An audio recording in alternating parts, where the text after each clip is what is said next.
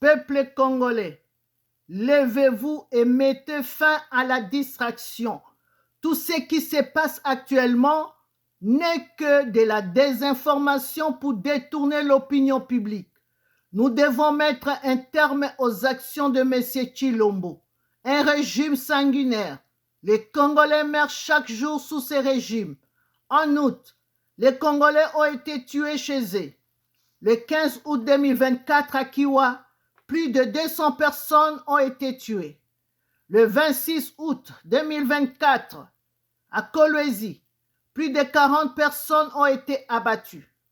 Le 30 août à Goma, plus de 300 personnes ont été massacrées par les forces armées congolaises sous le régime de Tshisekedi.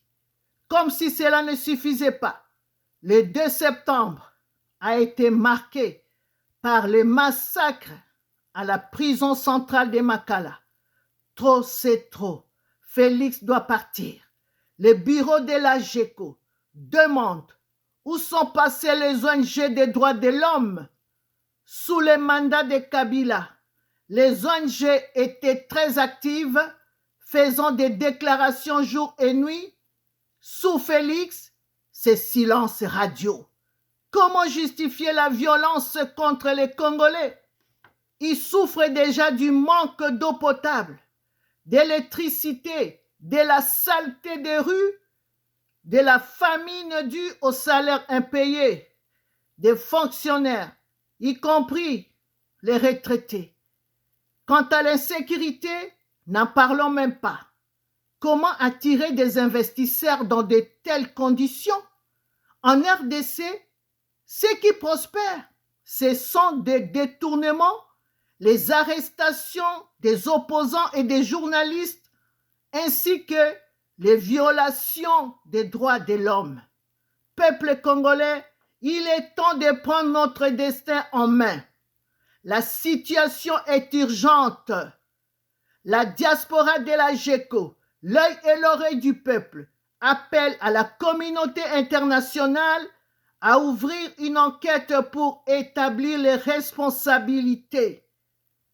Nous savons que Félix est le seul à pouvoir donner l'ordre de déplacer les cadavres des victimes du massacre de la prison de Makala. La GECO déplore que le procureur général ne soit pas intervenu pour donner cet ordre, pas plus que les services d'identification des corps. Le gouvernement de Tshilombo est incapable de fournir le nombre exact de morts à la prison centrale de Makala. Trop, c'est trop. Tshilombo doit partir.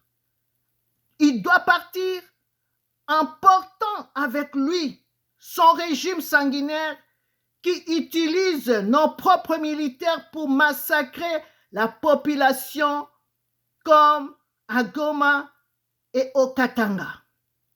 La GECO exige le bureau politique de la GECO, l'œil et l'oreille du peuple, demande au gouvernement d'indemniser les familles endeuillées, d'organiser un deuil national et de mettre en place un tribunal pour juger les crimes de génocide perpétrés en RDC pendant les tristes règnes de Félix Tshilombo.